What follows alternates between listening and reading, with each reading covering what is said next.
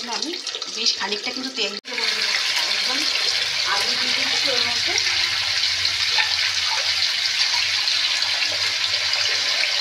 আমি বড় বড় সাইজে একটু আলু দিয়েছি, তাতেই দেখুন কতটা হয়ে গেছে।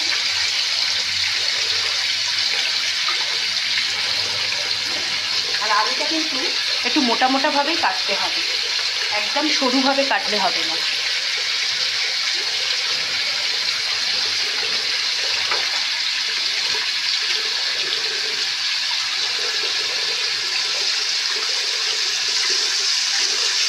চলুন আলুটা কড়াইতে দিয়ে নিই, তারপর আবার আসছি। এবং কী করবো, এর মধ্যে আমি হলুদ দিয়ে দিলাম,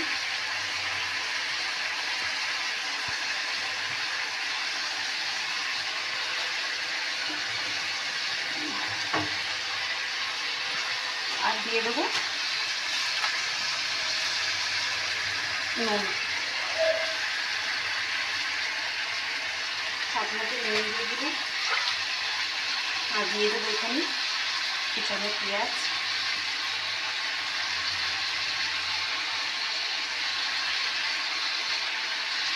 আর দিয়ে দেবো রসুন। রসুন কিন্তু বেশ অনেকটাই দিতে হবে, আমি দিলাম বড় বড় দুটো টমেটো। আর সামান্য একটু কালারের জন্য চিনি দিয়েছি। আর দিয়ে দিলাম আদা,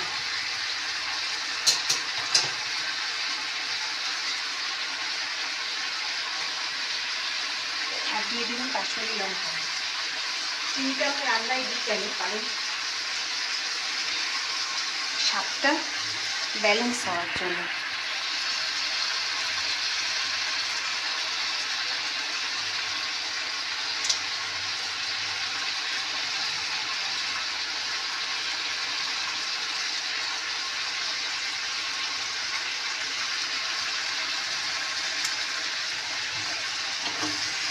এবার সবগুলো একসাথে নাড়ব।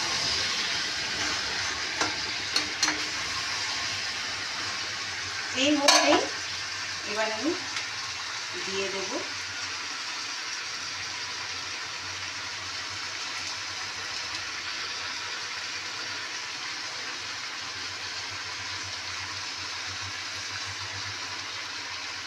এই যে মাছটা। এই হাত দিয়ে দেখে নিতে হবে, কোনো জায়গায় এরকম কাটা থাকলে তখন আমি হাত দিয়ে এই যে বার করে দিচ্ছি। এই যে দেখতে পাচ্ছি আছে।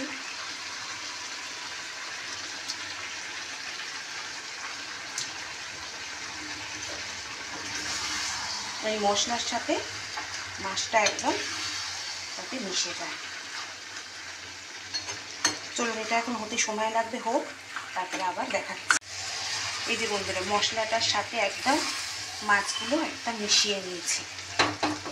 কালারটা কেমন এসেছে অবশ্যই কিন্তু জানাবেন। আর বেশি জল দেব না, সামান্য আমি একটু জল দিয়ে দিলাম, কারণ আলুটা একটু সিদ্ধ হওয়ার জন্য।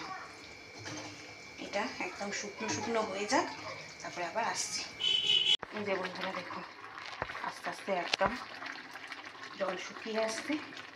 আর এরকম পর্যায়ে আমি একটু ধনে পাতা দিয়ে দেবো। গরম মশলা দেবো না, কারণ গরম মশলা দিলে না এই গন্ধটা হয়তো চলে যেতে পারে, ওই জন্য একটু ধনে পাতা দিয়ে দিলাম।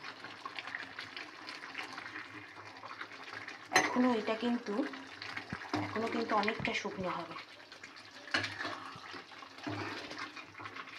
দেখুন, দেখাই আলুটা।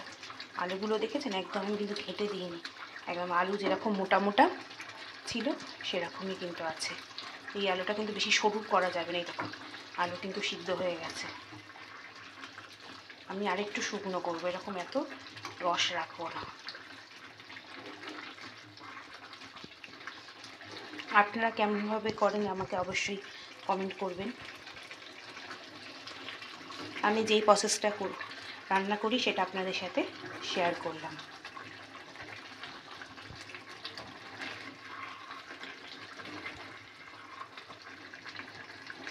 কারণ এটা একটু শুকিয়ে যাক, তারপরে দেখাচ্ছি শুকনোটা একটা।